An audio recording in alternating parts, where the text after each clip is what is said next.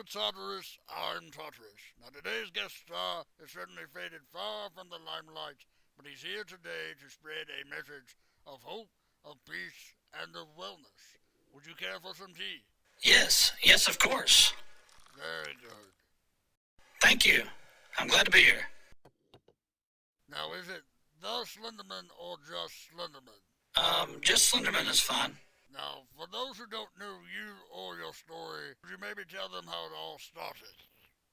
Well, as far back as I can remember, I was always different from everyone else around me, but it didn't really become an issue, or at least I wasn't aware of it until around middle school. Now that's a critical time in human development. Yeah, that's when everyone is forming their little groups and cliques, and it just wasn't possible for me to fit into those typical social situations, and it was very isolating. So you believe that this is the origin of your weight issue? Oh, yeah, definitely. Yeah, cakes, cookies, ice cream, anything I could get my hands on that would make me feel less empty on the inside and fill the void that I had. And I gained a lot of weight, and that only made things worse. People were a lot more critical and hostile towards my appearance than ever before. I believe we have a photo from around that time. Can you pull that up? Oh my God, so embarrassing. My goodness. That was taken at the Dead Trail and Ranch. I was 11, I think. Man, I kinda feel bad for the horse. Yeah.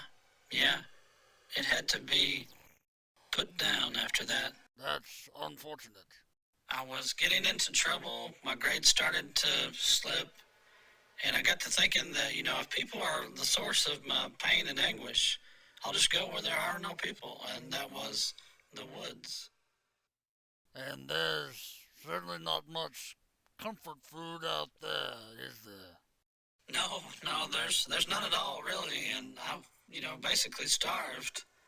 But I was out there for such a long time that, yes, I did lose the excess weight. But I also lost any and all ability to interact with a functioning society. And I think that's where the fear of me began to manifest. Now, in the book, you say it didn't always start out as something nefarious. No, it was really more sad than anything. I'm out there all alone, but occasionally you would see people.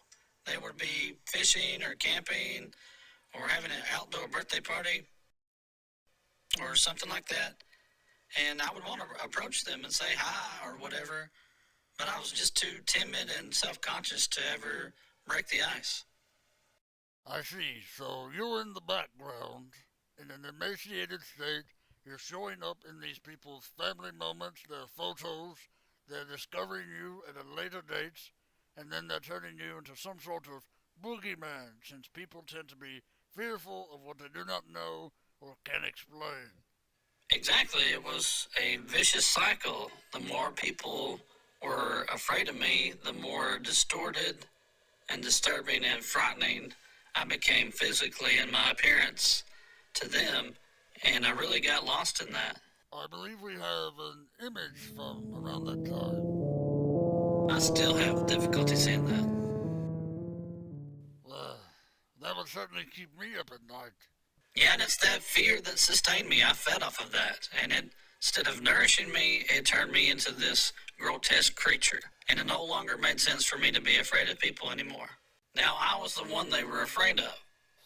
I was the one that they feared and looked over their shoulder for. And that gave me a sense of control, an illusion of power that wasn't reality. I was hooked on a fantasy. You became a sensation. I mean, you were everywhere. Oh yeah, a ton of exposure. Movies, TVs, books, video games, you name it. It was all very intoxicating. But like anything that's popular, it doesn't stay popular. It was over in the blink of an eye. Not my eye, obviously, but it ended very abruptly. And I had nowhere to turn to. No family, no friends, no place to go. All the opportunities dried up overnight, and I was in a worse place than ever. So you find yourself in this impossible situation. Then what happens? Well, not much at first, but this did give me the time I needed to reflect on my own experiences. I had a realization that I couldn't be the only one that was struggling with these types of issues of self-confidence and poor body image. So I wrote all these down, and this is what eventually became the book. Interesting. You know, I've been a source of contention and dread and anxiety for people for so long. I thought that this was a real opportunity to become a force for good instead of evil. And instead of being the Slender Man, I would be the mender of men, the mender man, and really help people navigate through their issues and avoid some of those pitfalls and traps that I fell into. It really is such a great read. Lots of useful information in here. Pick it up, and thank you for coming by and sharing your story. No problem, anytime. Well, that's all the time we have for today. Be sure and join me here again as we will have more discussions with iconic stars from the known universe.